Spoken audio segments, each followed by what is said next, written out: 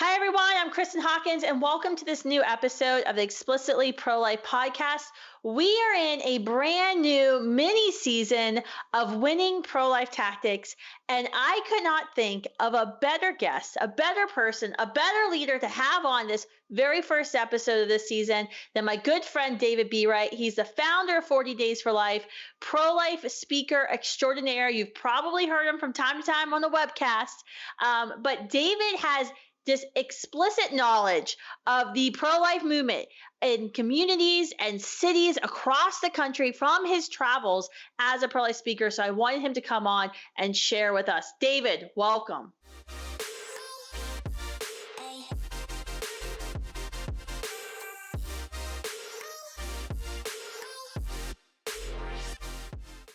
Kristen, I'm so excited to be with you. I'm so excited to be with your audience, and particularly for this kickoff episode of this miniseries. This is going to be amazing. And I love the way you brought in there that David has explicit knowledge when we're on the Explicitly Pro-Life podcast. So thrilled to be here. There you go. I'm just tying it all together. So I have, and I didn't really give you too many questions in advance for this because I wanted this to be a pretty natural discussion. Sure. I have been meeting with pro-life leaders as I travel the country in my RV with my family, which is probably a whole nother podcast that needs to be launched. And I've been seeing so many innovative tactics, strategies that are being developed in communities and states across the country. And I'm constantly trying to plug Students for Life and our regional coordinators and what we're doing on campuses and communities into what's happening on the ground. But there's just a lot going on that I don't think we hear a lot about in the broader pro-life movement. It's not going to be on Fox News. It's not in the political, so it doesn't really get the normal news coverage. But you have just firsthand knowledge going into communities across the country, hosting meetings, kind of bringing together different parties to kind of combine efforts in cities and states to end abortion. So I wanted you to come on and tell me what are you seeing in communities and states across the country, especially now in kind of a post-Trump America, now in this Biden presidency America? Yeah, well, first and foremost, you're absolutely right. There's lots of innovation happening all over the country. And the key is for us to learn from it, to showcase it, and to help others implement best practices of what's working well right now and today. It really reminds me, Kristen, when I was just recently speaking at your National Leaders Collective gathering in Washington, D.C. with 200 fired up Students for Life and pro-life future leaders from all across the country.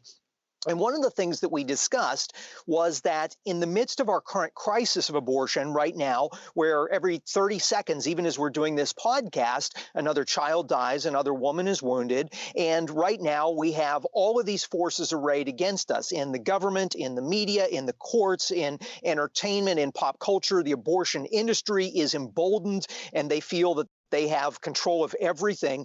And so we don't have the luxury of having small thinking. We don't have the luxury of taking small actions, and we don't have the luxury of just expecting and being satisfied with small results.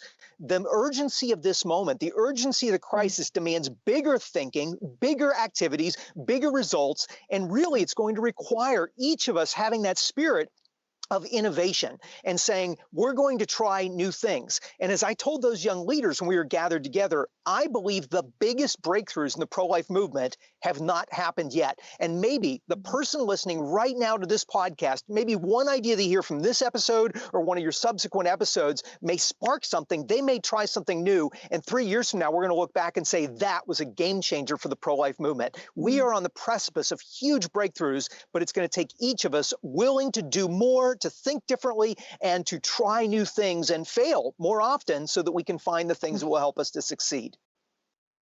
That's right on. I loved your point there at the end about we need to be willing to fail. I fail a lot. I think Tina Whittington, our VP at Students for Life, and I think last year did an episode on our biggest failures at Students for Life, and showing folks that sometimes we fail, but sometimes our failures bring about a great success. And I think that's one of the things that we are always trying to convey and kind of beat into pro-life student leaders is that you will fail and it's okay, because you got to keep moving forward and keep moving the ball forward and doing everything you can to kind of change the narrative on your campus and transform your campus and how people think about abortion and how we support pregnant and parenting women and those in crisis.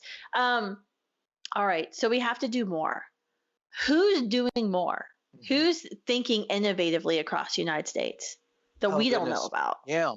Well, I can think of lots of examples, but in knowing that we were going to be talking about this, I tried to think of what's one concrete example that we could Mhm. extract a lot of lessons from. And the one that I thought of was a young pro-life leader who I admire tremendously, a gentleman named Mark Cavalier. And you Mhm. know Mark very well. Mark got his start in Las Cruces, New Mexico, which is about 30, 40 miles away from El Paso, Texas. And today he's running a regional pro-life effort there called the Southwest Coalition for Life. But if it's okay, Christian, what I thought was maybe to give kind of a quick backstory of how Mark got started and what Mhm. his efforts have grown into, and then we can go through and try to pick apart some different tactics, strategies, innovations, Mm. so that they're instructive for all of us. And even if some Sure. of what Mark is doing may not be the answer for somebody else, but I think we can learn lessons from it. Does that sound like a good plan? Love it. Okay.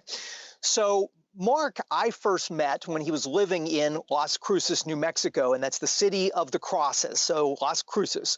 And Mark was working in the business world, and he was, happily, gainfully employed, but he was feeling like, I've tried things in the political realm, I've tried things in the protest realm, the disruption realm. I want to do something more that has an effect on saving lives, helping women, and closing down the local abortion facility here in Las Cruces. So my first contact with Mark was when he signed up to lead a 40 Days for Life campaign. And that was back when I led 40 Days for Life. It was towards the tail end of the season when I had started and built that into the largest grassroots pro-life mobilization in the world during that decade.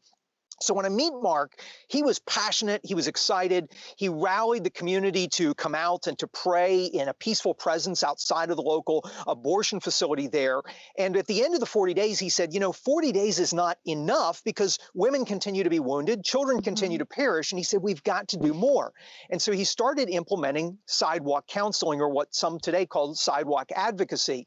And he was really inspired by people around the country who were doing some innovative methods of sidewalk counseling, one of whom, Brian Westbrook in St. Louis, was really using a marketing approach on the sidewalk. And so as Mark Cavalier was learning from these different places around the country, he said, we're going to take this not from just we're doing it because we feel righteous in doing it. We're going to do it and measure the effectiveness of our efforts. So as they started to gain momentum, so the prayer presence and the sidewalk counseling, he said, we've got to have an organization that supports this effort year round. So he quit his job to start up a new organization. He did it in a very strategic way. And he was further inspired by others who had taken a similar leap of faith, a young woman, Heather Gardner in Austin, Texas. And he traveled around the country talking to people who'd taken a similar leap like that. And he also learned a support raising model that enabled him to go out and talk to people one at a time and say, hey, I want to be a missionary to protect women, to save lives. Will you support me? Mhm. And he raised enough mission support in 2 months to quit his job to start this organization. So I was advising him throughout this process and kind of coaching him through everything. And in the midst of it, I said, you've got to bring in more people. And so I helped him plan his first ever fundraising banquet. And so it was in a church hall, and it was all done on paper plates with plastic silverware. And I'll never forget flying into Las Cruces and doing this banquet. And there were hundreds of people that came out. They ended up raising $80,000. And I remember saying to the people assembled there, I wouldn't be surprised to see this Las Cruces abortion center shut down soon, particularly now you have full-time focus on this. Less than a year later, that facility shut its doors and went out of business. Now, many people in that situation might say, great, my job is done. Let me go back to my job. Let me go back to making more money or whatever. But Mark realized that this was a mission, and he felt Mhm. even a calling. And so he said, well, I've got to grow where I've been planted. And I'm in this, not just this small town of Las Cruces, but we're part of this larger region of El Paso and what they call the borderland region of New Mexico. And so rather than having just the Las Cruces Coalition for Life, they changed the name and became the Southwest Coalition for Life, and they started to grow throughout the region. So he went in and built relationships with all the other pro-life groups and leaders. He dove into serving and helping the pregnancy centers any way he could. He built his funding model. He took the support raising, built his banquet. He started doing online fundraising events. He just did a 5K fun run. But in this collaboration with other groups, realizing that no social problem is caused by a single organization and no social problem will be solved by a single organization, he recognized we've got to take collective action. And in helping to do that, they have now closed 2 more abortion facilities. I was just there in December after the 3rd one closed. So 3 in 3 years. 1 more abortion facility in the region is teetering, and then there's only 1 left after that. And that community is committed. We are going to close 5 facilities in 5 years. And I would put my money on them because I believe that they have the passion, the determination, and with God, we know all things are possible. So I just wanted to kind of give you that background. And Kristen, I can dive into some of his specific tactics and secrets as you wish, but I'll give you a chance to ask anything here that you want. That's amazing. And I love, there's so many things to extrapolate out of that story of, Mark seeing the need, making the call, I guess, to go full time in the pro-life movement, being strategic about how he's going to do that. But I really love, though, what you were saying about once they finished the work in Las Cruces, going into El Paso, there were other pro-life entities already in El Paso, right? That's right. So he had to go in with that's a great question. Yeah. So what he had to do is he had to go in a spirit of collaboration. And the way he described it to me is he reached out to all of these existing groups, and he wasn't going in as, I'm going to compete with you. He went in to say, I want to learn all about you. I want to learn what you're doing. And I want to know what I and others can do to help you be more effective at what you do. So there were some people doing a 40 Days for Life campaign. He said, let's grow your 40 Days for Life. Can I help you? There were great pregnancy centers. He said, how do we get more abortion-minded clients to you? How do we intercede at the abortion facility to pull them away, since many of them going into the abortion center, it's too late for an ad on social media or for a website to be able to attract them. So he was going in and saying, how do I help you, other group, other leader, be more effective at what you do? And that humility and that willingness, I mean, as he described it to me, he poured himself in, invested a lot of time and energy, got nothing in return in terms of payment, but realized that if I help them, they will realize that we're all in this together, and they'll see that collectively we can do more than any of us can do individually. That's amazing.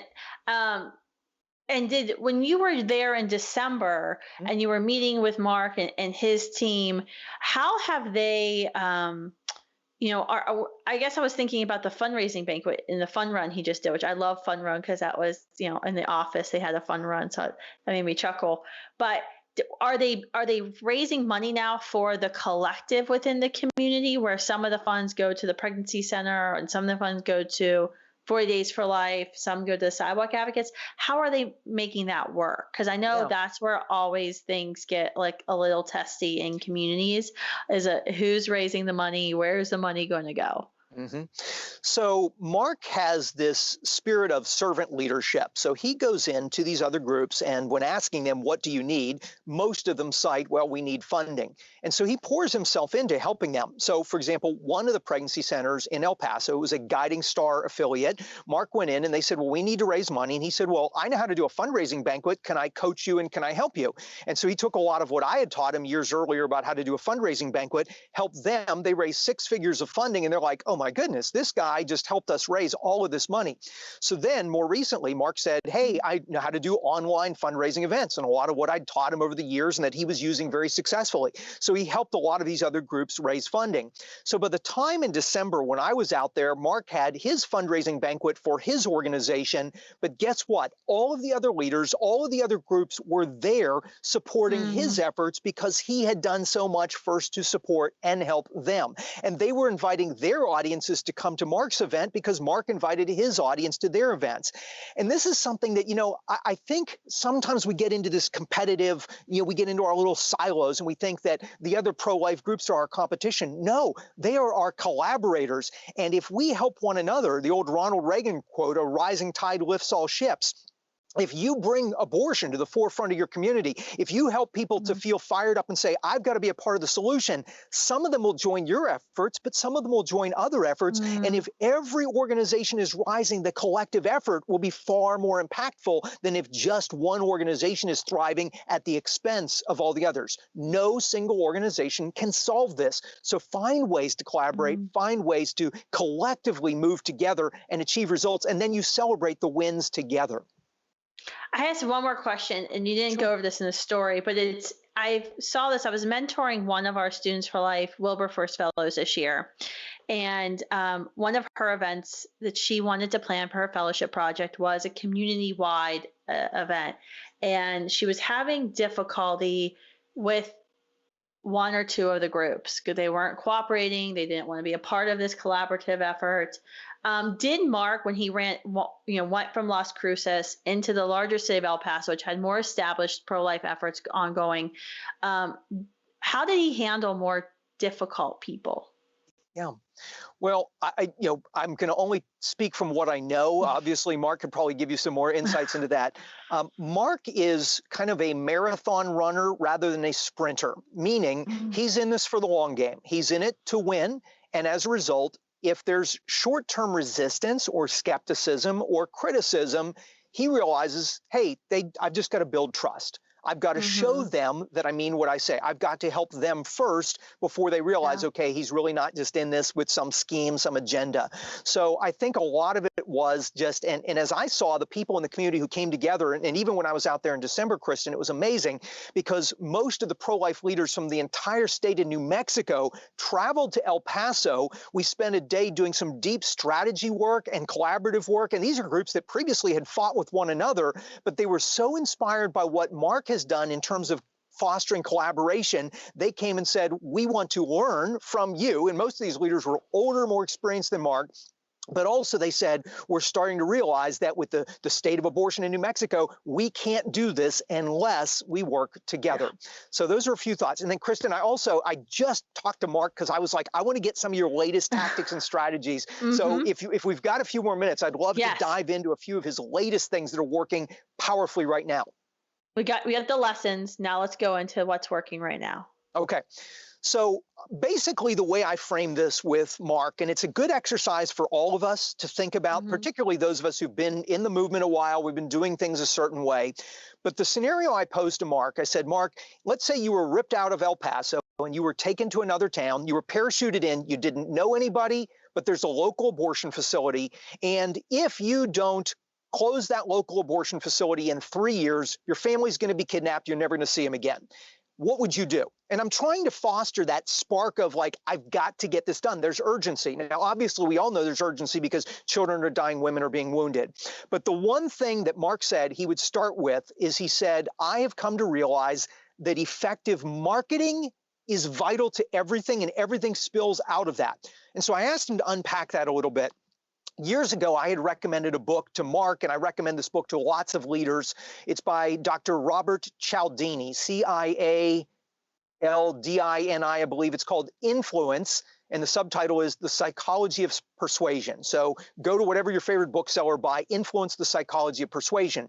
But Dr. Cialdini in there talks about various psychological factors that influence people. And Mark realized that if we're going to try to reach somebody who's at risk of choosing abortion, we have to psychologically be able to connect and we have to be able to persuade them.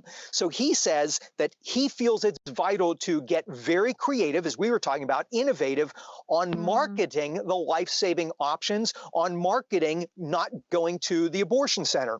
And one of the aspects to this is he described finding the gaps that exist in that community and then fill those gaps. So if women are walking into the abortion facility, you've got to innovate and say, how can I get that woman to stop, to talk, and ultimately to change her mind and go to a pregnancy center that will help her rather than the abortion center that will hurt her and destroy the life of her child. And you can't be too wed to the ideas that you think will work. You've got to test them. You got to try them. And he even said you've got to be professional in what you do. If we're out there yelling on the sidewalk, if what people see is strange, it's a jarring experience, they're going to flee from that. So he said, how do we create a professional environment and how do we test and try? So what he's found is that different approaches actually work outside different facilities because of the various influences in that neighborhood and in that community.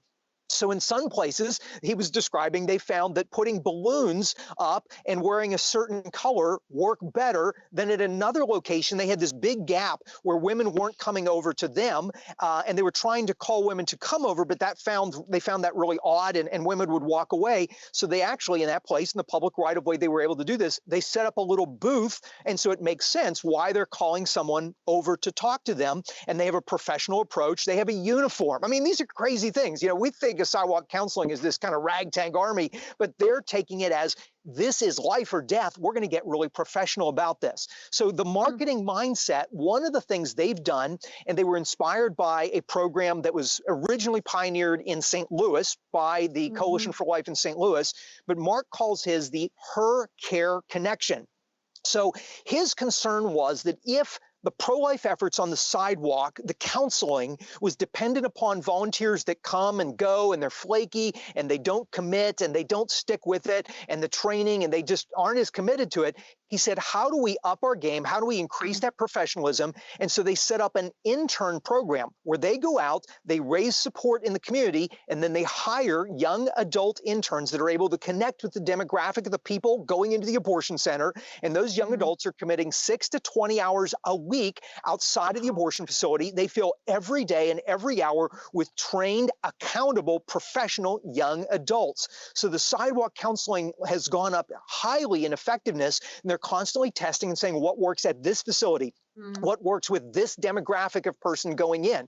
Also, they have built out a very reliable referral network of alternate providers, from federally qualified health centers to the pregnancy centers, and they make it as easy as possible to connect the woman immediately and then get her there as quickly as possible.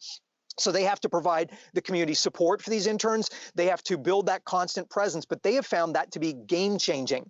Another thing, Kristen, that they have done, and other places have done this, but I've seen them take it even to a higher level, is they wanted to implement a mobile unit. And we've seen various different RVs and stork buses and other things, but they wanted to have a top-of-the-line compact RV that could get anywhere, but with full pregnancy center capabilities and even upgrading to the 4D ultrasound machines that give that unbelievable window into the womb. So Mark, when they started doing this, they raised the support in their community. They assembled this. They're doing it in collaboration with the pregnancy centers, not in competition with. He was learning the best practices from what others have done in other parts of the country, but then he was continuing testing and tweaking and trying everything, saying, how can we improve and how can we measure our results and make sure we're doing the most effective methods possible? So in the midst of this, a few last things I'll share with you, Kristen, and then we can sit back and debrief these. But he is always exploring, always trying new things. So they realize we've got this powerful 4D ultrasound machine. And so what they now do is right on the spot, when a woman comes in, she gets a better quality ultrasound for free in this mobile unit. They are testing text messaging where they can immediately text her the ultrasound photos. And what does that also do? It creates an ongoing connection so they can stay with her and make sure she doesn't fall prey to going back to the abortion center. It's a beautiful tool. They also are testing a regional call center so that abortion-minded women, a lot of times if they get to the pregnancy center, they're in great shape, but it's getting them there in the first place. And so they're going to be everywhere the abortion industry is and have a call center that's going to be focused on that conversion from I'm in need to getting them to the pregnancy help that they really need. Two other things. This is crazy. So with this 4D ultrasound, one of the things that they have been testing and experimenting with is these virtual reality cardboard goggles, where literally you put, have you seen these? No, I've been trying to get RT to do this for years on campuses. Like, come with us to campuses. So keep going. I'm so excited. You're speaking my love language. Cardboard goggles. They cost like $1. You put your phone in it and you put it on. So not only is it showing here's what's going on in the womb. A woman is seeing her own child in this 4D setting, in this virtual reality experience. How many of them are going to go and have an abortion after that? Hardly any of them. And then, Kristen, 3D printers, the cost of 3D printing, they send the mom away with a 3D fetal model, not just any fetal model, her child in her hand, a text message of her pictures, and she's seen this 4D ultrasound experience. Those are the kinds of innovations that are saving lives at an unprecedented level. And it's more important than ever that we do this because the abortion industry, they're innovating. You and I have talked about this on Explicitly Pro-Life. They've got their state-by-state strategies. They're focusing more on chemical abortions, which we just talked about on a webcast here recently. We've got to up our game, and we've got to, as Wayne Gretzky famously said about hockey, we don't skate to where the puck is. We have to skate to where the puck is going. And if we get out in front of this, if we're willing to be innovative, reaching women and saving lives, we can make a profound difference. Oh my gosh. That is unbelievable. I am like so excited. I was down in El Paso a year ago because one of our fellows worked with Mark and actually planned out the first ever El Paso March for Life. And Mark gave me a tour of the office, showed me some of the counseling they're doing, showed me the vehicle they're using. But I had no idea about the goggles and I had no idea about this 3D printer. This is unbelievable. This is exactly the type of innovation that we need in the pro-life movement. I really hope that everyone listening to this podcast today hears this, gets inspired, and say, how can I do this in my community? What are things that I can do just like what's happening in El Paso? Because that is simply incredible. Kristen, if I can add a quick thought here, I want to commend you because your innovation to say, how do we take the best of what's happening and share it with others? Because if we keep this, it's our little proprietary process and we're going to copyright it, trademark, and have lawyers protect it. Good heavens, what are we talking about? We're talking about saving lives and helping women. This is too important. We have to open source what we do. One of the things I admire about you is you share everything you know and you share what you learn from others. Same thing with Mark. Mark has said, hey, I'm trying. He doesn't know whether 3D printing will work. He doesn't know whether the 4D goggles will work, but he's trying it. And every time he tries things, they test it, they assess the results, and then they share what works. And he was just telling me they set up a website called, this is crazy, ProLifeSecrets.com. And basically, he's going to start sharing, ProLifeSecrets.com. And it's essentially telling people, here's what we're learning, here's what we're trying on how to save more lives and how to end abortion in your community based on our experience closing 3 local abortion centers in 3 years. And they're going to share their latest news. So you're sharing what's working, Mark's sharing what's working. I think all of us, we need to innovate. We need to be willing to try things. We need to be willing to fail at a more fast rate so we can succeed at a more rapid rate and then share it widely as you're doing and as Mark is doing. This is incredible. I had Mark on my podcast about a year ago, but he's so dang humble. That's why I wanted you to come on to tell me more about what Mark is doing because I had to get it out of him what exactly he was doing, but he's doing such incredible work and the entire movement. It's not just about this Mark Cavalier in El Paso. There's an entire movement there in El Paso. There's amazing Students for Life leaders, amazing pregnancy resource center network leaders there. There are a lot of people who are now working together to get this done. And so, when it goes down in history books that El Paso goes abortion free, 5 abortion facilities closed in 5 years, there probably won't be a picture of Mark, but there's going to be a picture of the whole team there. So I just think that is absolutely incredible. And I think that's so inspiring for all of us as we start thinking about how we can be innovative, how we can create new tactics, new strategies in our communities, deploy them, test them, and see if they work. And then hopefully share what works with the rest of the pro movement. So thank you, David, for coming on today. Make sure that you keep me updated with what's going on there in El Paso. I just sent you a text message while you're talking because I had an idea that I can't say publicly. So my wheels are already turning because now I'm super excited. But so I hope everyone listening is as excited as I am about what's happening in El Paso. We should be praying for El Paso to go abortion free in just a couple of years. Amen. And Kristen, thank you for your leadership. Thank you for your inspiration. And thank you for showcasing examples like this that are instructive to all of us. And for the person listening right now, don't just take this as, oh, that's nice. That's great what's happening there. Take one idea, whether it's something that was said or take an idea that's in your head and go put it into action. Maybe it'll fail, but you'll learn from it and then try something else. But do something as a result of this podcast episode. And together we will see abortion abolished in our lifetime. That's right. And when you do it, email it to me so I can know about, so I can promote it. So Kristen at studentsforlife.org. Thank you all for tuning in to this very special mini season of Winning Pro-Life Tactics, Explicitly Pro-Life. And because David Beaver was on, there were no curse words. So everyone, Margaret will be happy, your wife. Woohoo! All right. Thanks, guys.